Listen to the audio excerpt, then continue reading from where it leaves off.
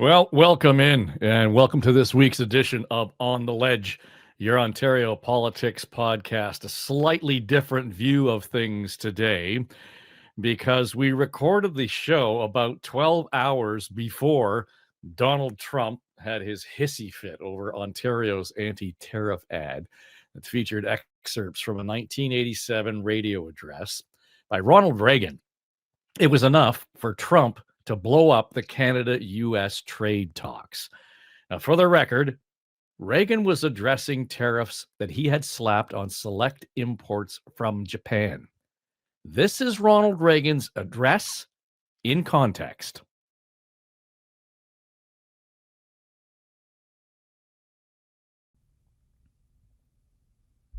My fellow Americans, Prime Minister Nakasone of Japan will be visiting me here at the White House next week.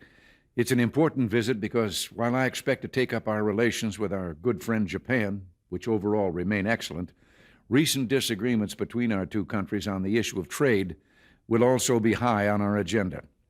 As perhaps you've heard, last week I placed new duties on some Japanese products in response to Japan's inability to enforce their trade agreement with us on electronic devices called semiconductors. Now, imposing such tariffs or trade barriers and restrictions of any kind are steps that I am loath to take, and in a moment I'll mention the sound economic reasons for this, that over the long run such trade barriers hurt every American worker and consumer. But the Japanese semiconductors were a special case. We had clear evidence that Japanese companies were engaging in unfair trade practices that violated an agreement between Japan and the United States. We expect our trading partners to live up to their agreements. As I've often said, our commitment to free trade is also a commitment to fair trade. But in imposing these tariffs, we were just trying to deal with a particular problem, not begin a trade war. So next week, I'll be giving Prime Minister Nakasone this same message. We want to continue to work cooperatively on trade problems and want very much to lift these trade restrictions as soon as evidence permits.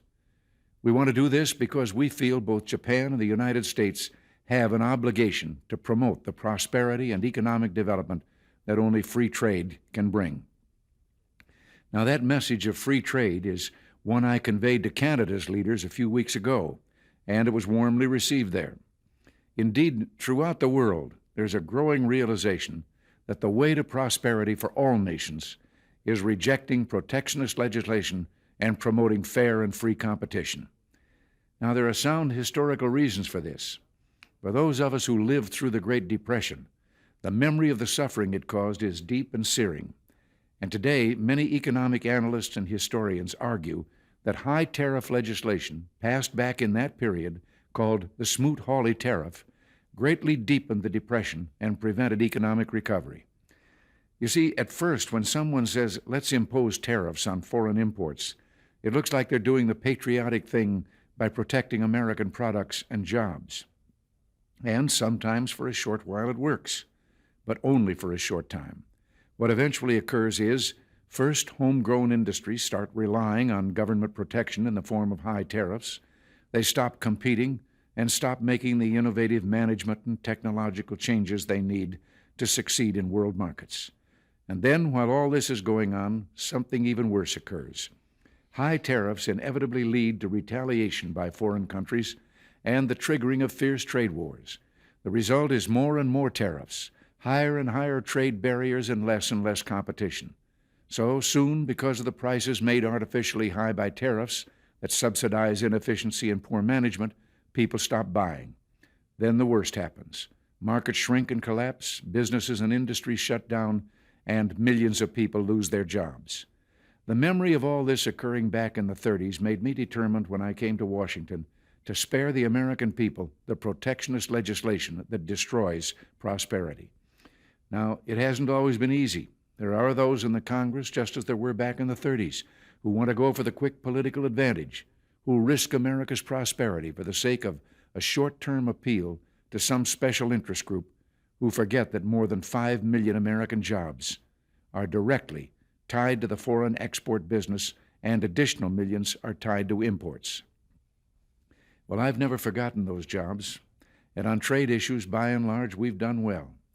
In certain select cases, like the Japanese semiconductors, we've taken steps to stop unfair practices against American products, but we've still maintained our basic long-term commitment to free trade and economic growth.